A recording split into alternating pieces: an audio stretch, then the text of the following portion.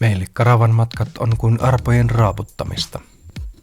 Jännitystä, hienojen kokemusten ja yllätysten etsimistä. Tervetuloa myötätuulessa kanavalle ja tämän jakson reissuun halki Puolan.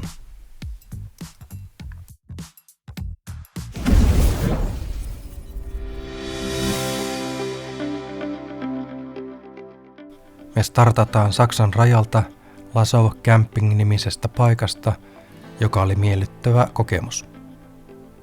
Suunnataan huippuhyviä moottoriteitä pitkin ensin Puolan keskiosaan ja yhden yön taktiikalla jatketaan pohjoisimpaan Puolan pisteeseen Suwałkiin. Tervetuloa mukaan!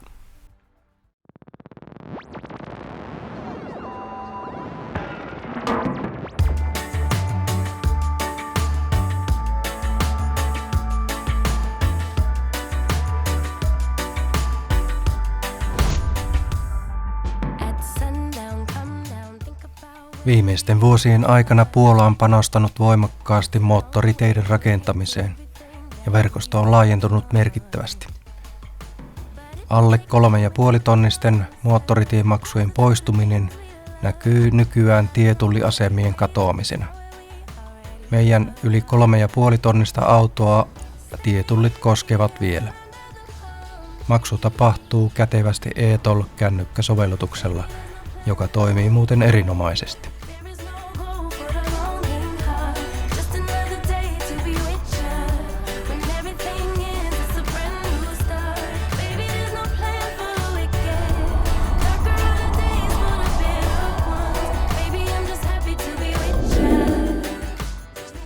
Kohteena meillä on siis Camping Los, jonne viimeiset 4 kilsaa oli moottoritien vastakohta, eli peruspuolalainen karkea pikkutie.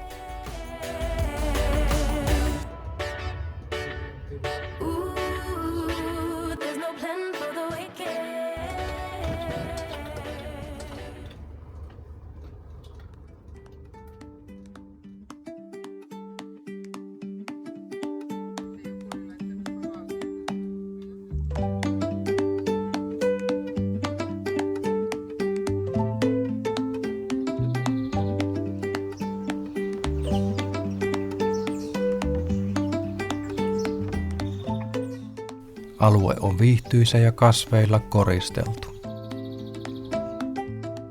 Alueen huoltorakennuksen yhteydessä on kiva pieni baari-ravintola, josta tilatut burgerit oli oikein hyviä. Täältä löytyy perussiistit WC-tilat, mutta voi olla, että jos alue on täynnä, niin suihkuissa on hiukan odottelemista. Sähkö kuului hintaan ja 1 vuorokausi on 26 ekeä 2 hengeltä. Jossain tässä lähellä täytyy olla vettä, kun alueella saisi vuokrata suplautoja ja kanotteja vetokärryn kanssa. Upea hiekkaranta ja järvi löytyi noin 500 metrin etäisyydeltä. Matka jatkuu seuraavana aamuna hieman yli 400 kilsan leppoisella ajolla. Erinomaisessa kunnossa olevaa motaria ja kummallisen rauhallista liikennettä.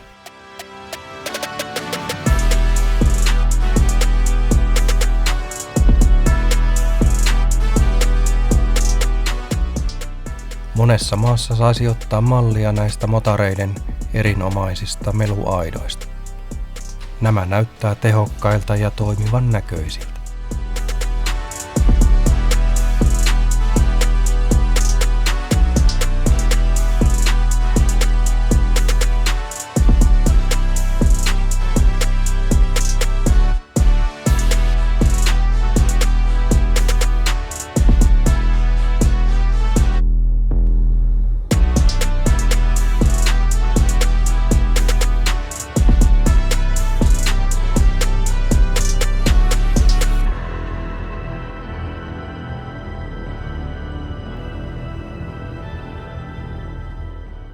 Vaikka liikenne on rauhallista, tarkkana saa olla, sillä meidän ohittaessa rekkaa se meinasi ajautua vähän liian likelle kylkeä.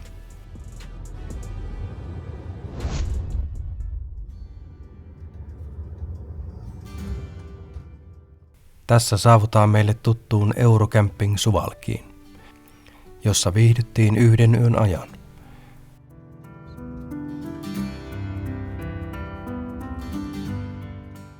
Campingin sijainti on aivan erinomainen ja tänne pääsee näppärästi motarilta. Täältä on lyhyt matka kaupungin keskustaan ja alue on kaikin puolin ihan hyvä. Yöpyminen meille maksoi 21,60.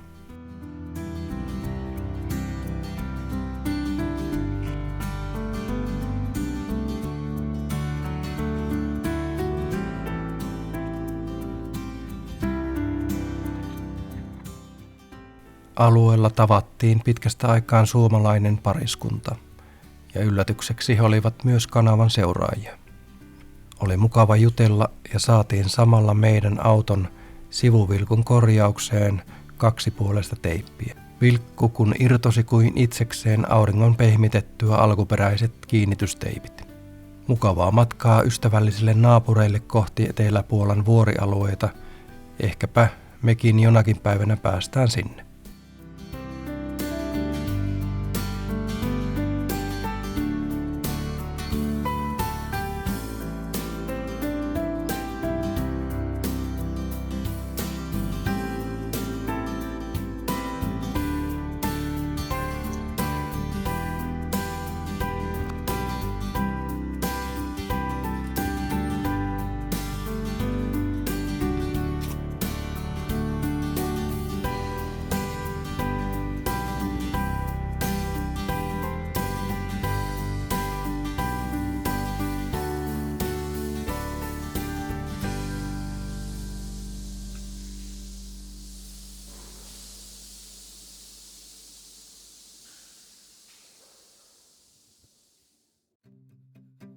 Meidän Eurooppa-reissun matkakumppanit saapuivat jälleen samaan paikkaan meidän kanssa ja kuin déjà vuena käytiin 2 vuoden takaisessa ruokapaikassa, jossa tavattiin ensimmäisen kerran Marjo ja Ilkka. Lähellä olevassa Suwałkin keskustasta löytyy muitakin ruokapaikkoja, mutta Rosmarino tai Pianobaari, kummalla nimellä sitä nyt kutsutaan, on hyvän ruuan lisäksi huikea elämys.